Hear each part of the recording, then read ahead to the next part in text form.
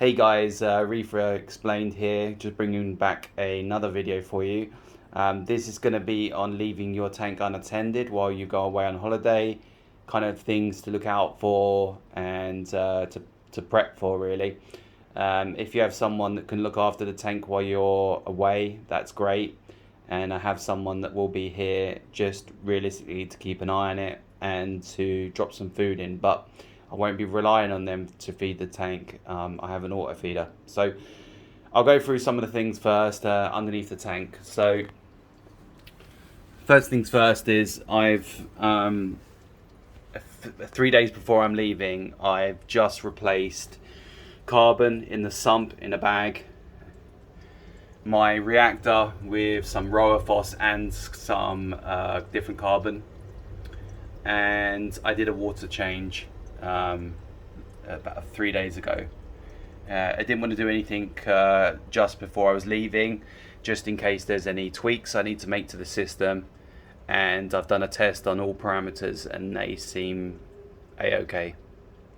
The protein skimmer now is working at full capacity, which is great, and I've done it at dry skim so this cup won't fill up too quickly.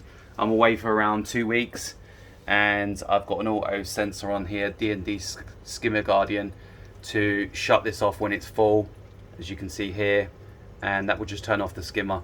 I'd rather do that than it overflow back into the sump, and I have no one to empty it, so I will be cleaning and emptying this the night before I leave and just making sure it's skimming correctly before I go.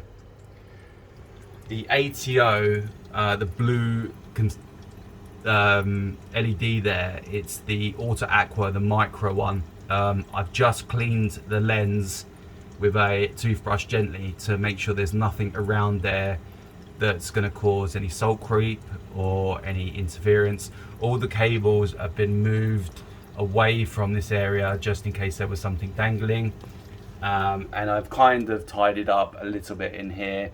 I don't know if you can tell from the previous videos, but I have made more of an attempt to clean up this area. Just don't want any problems. So going on that, I've just replaced my return pump, which is just down here, brand new. It's the Jacob 4,000 litres per hour, exactly the same model as I had before. The old one sounded like it was getting a bit more noisier. Maybe it was just me, I'm being a bit, but it's coming up to nearly 2 years now running, and it was brilliant. Nothing wrong with the propeller or anything else. I just want to change out, for the sake of £90, the return pump is pretty cheap, and I replaced the heater a few months back. Every year I replace the heaters now for the sake of £30–40. It's just not worth the aggro, because if anything's going to fail, the return pump and the heater is the most important part personally. I can't let the sump run dry or problems with the return pump, and the same with the heater getting stuck on, any problems or elements with there. So that's the two parts that I've done there, so I know that they're going to be good. The other part is going to be my KH and calcium. So these are the bottles that I dose from, this one here, and you can see they're running low and I'm leaving in 3 days. So this is my calcium pre-mixed in RO water. I will shake it up a few more times before I even put it in here. The night before I leave, I will top up, it's 1 litre in this container of pre-mixed Aqua Forest powder, 80 grams, and that keeps my KH anywhere between 8.6 and 9.1. Obviously it's normally around 9.1, but it drops in the evening to around 8.6, around that kind of margin. The calcium is 50 grams in 1 litre of RO Aqua Forest, and again just shake it up in there with the RO water and it's ready to go. I'll plug this on the night before I leave as well, just so for 2 weeks I know that I've got enough calcium and enough KH. The calcium will last much longer, probably about 3 or 4 weeks I think, and the KH will last at least 2 or 3 weeks, at least 2 weeks, so I'll be fine on that front. Calcium's running around the the 400 mark. I'm trying to get it to 425, but I don't want to do anything drastic to have any problems.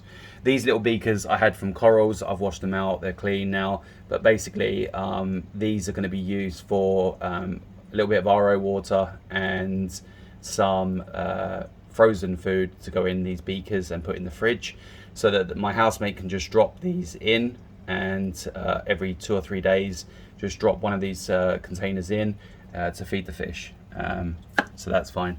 I have the auto feeder, which is going to be for flake food every day, and it's going to be feeding once or twice a day. I'm not sure, maybe just once a day. I'll just see how I go. I just don't want to starve them, seeing as I'm not going to be here to feed them any other treats like nori or anything like that. The filter socks, I don't have a roller mat, unfortunately, and because the roller mats at the time didn't fit these compartments. There is one that's come out now, and I may look at that in the future if I'm going to travel more, but for now what I'm going to do is put new filter socks in the 225s, and in the first chamber only I'm just going to put a piece of floss in between the front to stop the splashing. And yes, it's going to build up detritus and everything else for 2 weeks, but at the moment I have 0 nitrates and 0 phosphate, so, and with the skimmer now working at full capacity, I should be okay on that front. Plus I'm not going to be feeding a hell of a lot, so, and I'm not going to be feeding corals or anything else in that period. Everything else under here, I will calibrate my easy dose, TMC easy dose, just to make sure that it is dosing 10 millimeters per time, and I will clean this out, these nozzle ends, wash them under hot water and make sure that the areas and the tubes are clear, just there's no problems with the doser. The ATO bin is just around the side here. It's a 25 litre drum. Sorry, I'm just going to try and move my main. So this drum here is a 25 litre drum. It's going to be full to the top, and that will last me, it lasts between 12 and 13 days. So I'm going to have to keep an eye on it, and maybe get someone to top it up for an extra day if I need to, but I'm going to top it to the top, right to the top. Usually I just top it to this area here, which is the pink bar, the pink line on the container, but I'm going to top it up above. The ATO the ATO reservoir, the tube that goes up, it goes upwards, and then it comes,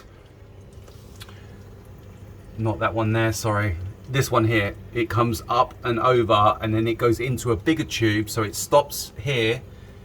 Let me just, there you can see it there, so it stops inside the other tube, it's all zip tied in, and then the other tube just drops down and doesn't touch the water. I don't know if you can see this, yeah, so it doesn't touch the water. So what happens is when the water drops, it just drops, and then there's no back suction on that.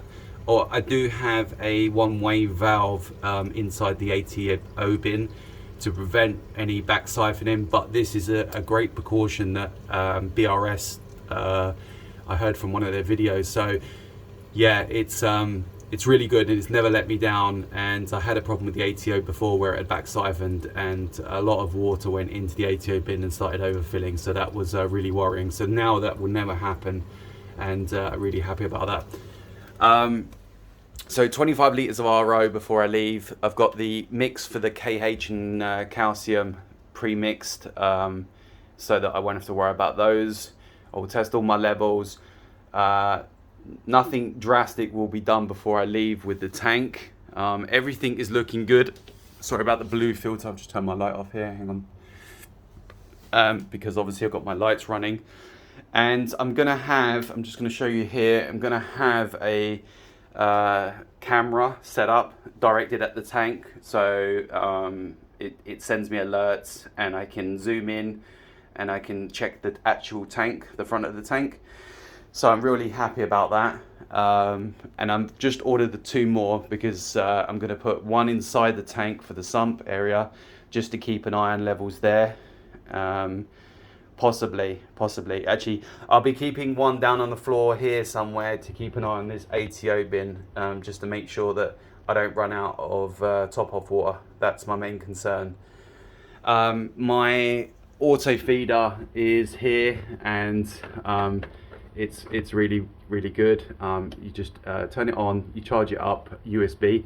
So it's full bars at the moment. I will charge it up before I leave just to make sure the timer's set, and you've got the presets that you can do. So in the morning at 10 o'clock and then again at 3 o'clock. And then the little grate is here, so it drops enough food just directly here, and the fish know about it. It falls through these gaps when I turn it round like this. Just leave it like that when I go away, and that's perfect. There's no way of dumping any more than I need to. Plus it's on a battery, so eventually the battery will run out basically. This white box here is only temporary. It's ugly as hell, but basically this is a backup in case like the power goes out and someone's here. So what they can do is just press this button, and it will pump air into the water. It's just a bubble mechanism. So it's USB charged and it's zip tied all the way around, so it's not going to come off anytime soon. The other thing that I've got is my temperature by thermal view, so it's Reef Factory, and I can keep an eye on that from abroad.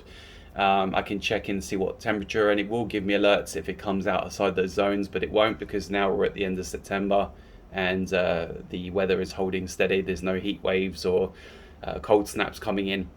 Also have here is again, I can check in with this around the world, and this will just basically tell me what the temperature of the room is. 24 Celsius at the moment, so it's pretty good. In the winter it's around sort of 20, 21. In the summer, if it gets above 25, 26 Celsius, then I know that I have to kick on the AC in this room to bring it down. And then the other one underneath this 60 is just humidity, which is again a little bit higher than normal. Normally it's around 55 because the 24 Celsius, obviously it's warmer. So there's a few things on here that I can check in with to keep an eye on the tank. And also underneath, I'll just show you. If there's any problems, so for instance, my ATO is on a Wi-Fi plug, I can turn it off remotely. The return pump is on a Wi-Fi plug, and the heating controlling system is on a Wi-Fi plug. And then on top of that, I have a Wi-Fi plug for the light, which is just above, to charge it up, which I won't need to, I'll just leave that off because it's got battery obviously built in. And the protein skimmer has got a D&D Guardian to prevent any overspills on the protein cup. Also, if the sump level was to change as a backup, D&D, Deltec, sorry, I've got the guard on here. So as the water level rises, it goes into the tube and blocks and stops this overflowing.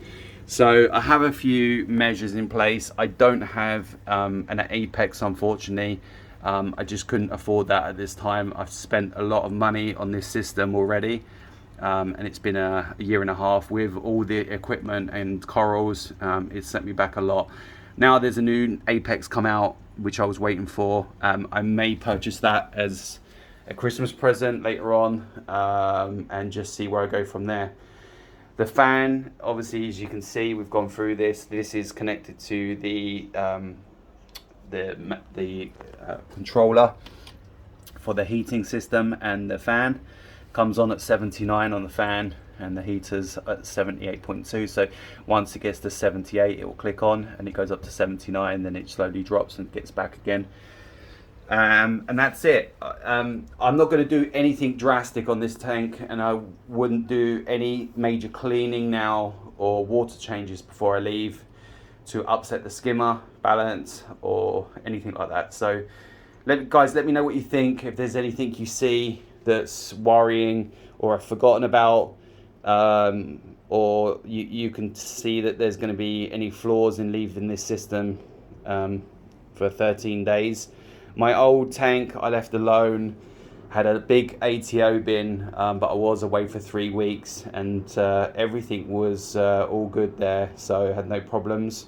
But let me know what you think. Please give it a thumbs up or thumbs down if you don't like the video, and please subscribe and like for more videos to come.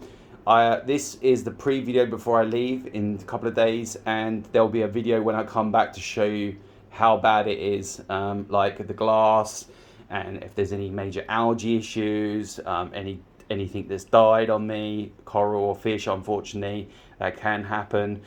How the socks are, what my test rates will be on nitrates and phosphates and ammonia.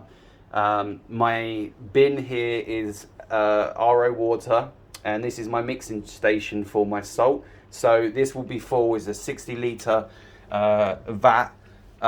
It was quite expensive personally. It was I think it was around £80, maybe a bit more with shipping, but it's amazing. It's got a proper screw cap. The only thing is you need a small enough pump obviously to fit inside here for circulation, so I just use a Nero 3 sorry, should I say, and a pump in here to pump it out. But this is where I put my heater and my salt and I mix it up, so I'm gonna have this full ready to go, so when I get back I can do a water change the next day and not worry about it. So make sure you have enough RO on hand, which obviously I do, and the RO container is full before you leave.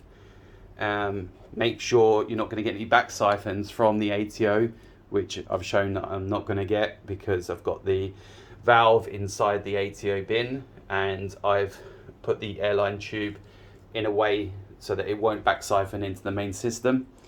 And that's it. I've got the Wi-Fi plugs and everything else controllable on there.